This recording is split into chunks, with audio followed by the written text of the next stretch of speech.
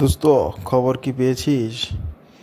আগামী 11, 12, 13 রাজশাহীতে তো ইজতেমা হবে।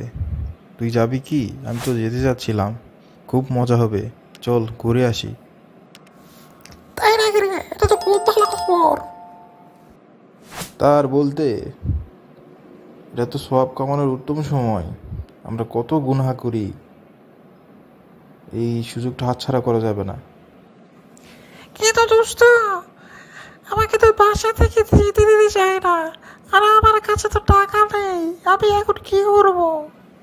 তুই চিন্তা করিস না, আল্লাহর কাছে ভরসা রাখ।